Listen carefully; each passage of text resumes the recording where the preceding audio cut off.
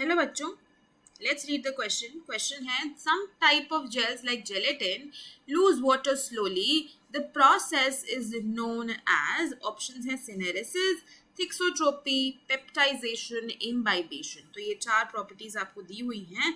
आपको बताना है कि जो प्रोसेस होता है जेल का जिसमें वाटर लूज होता है वो क्या होता है, उसको हम क्या बोलते हैं. तो अगर हम इस क्वेश्चन में बात करते हैं हमारे की कॉन्सेप्ट की, तो हमारा की कॉन्सेप्ट यहाँ पे क्या होगा? जेल्स लूजिंग वाटर, है ना. तो ये जो प्रॉपर्टी होती है ना जिससे जेल जो हैं वो वाटर को लूज करते हैं, इसको हम बोलते हैं सिनेरेसिस. इसको हम बोलते हैं सिनेरेसिस. तो अगर हम इसको डिफाइन करें ना प्रॉपर्ली, तो यही हमारा एक्चुअली में की कॉन्सेप्ट है इस क्वेश्चन का, क्योंकि ये डेफिनेशन सिनेरेसिस की ही है. तो सिनेरेसिस में क्या होता है? एक्सपल्शन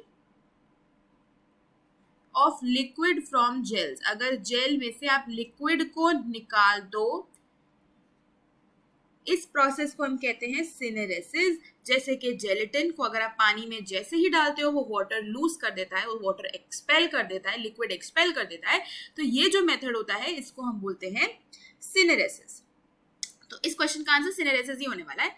थिक्सोट्रोपी नहीं हो सकता, क्योंकि थिक्सोट्रोपी में क्या होता है ना, अगर हम थिक्सोट्रोपी की बात करते हैं तो जैसे कुछ जेल्स और फ्लूइड्स होते हैं वो कुछ कंडीशंस में थिक होते हैं. इस प्रॉपर्टी को ऐसे समझो कि थिक्सोट्रोपी में कुछ कोलॉइडल सोल्स जो होते हैं वो आप जेल में कन्वर्ट कर सकते हो, और जेल को आप कोलॉइडल सोल में कन्वर्ट कर सकते हो. मतलब अगर आप सोल को थोड़ी देर के लिए रखो तो वो जेल में कन्वर्ट हो जाती है. फिर अगर जेल बन जाए उसको शेक करो तो वो कोलॉइडल सोल में भी दोबारा कन्वर्ट हो जाएगा.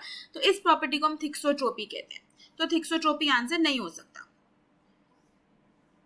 पेप्टाइजेशन की बात करें तो पेप्टाइजेशन भी नहीं हो सकता, क्योंकि अगर हम पेप्टाइजेशन को डिफाइन करते हैं ना, तो पेप्टाइजेशन क्या होता है? इस प्रोसेस में फ्रेशली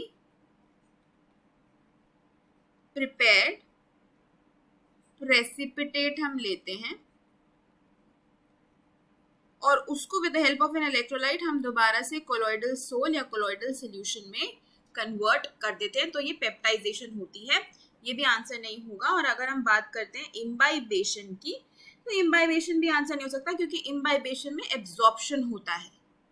सिनेरेसिस का ये ऑपोजिट हो गया, क्योंकि इसके अंदर एब्जॉर्प्शन ऑफ लिक्विड होता है. तो जब कुछ जेल्स लिक्विड को एब्जॉर्ब करते हैं तो उसको हम इम्बाइबेशन कहते हैं. तो अगर इस क्वेश्चन का हम फाइनल आंसर देखते हैं तो वो ऑप्शन ए सिनेरेसिस ही होगा.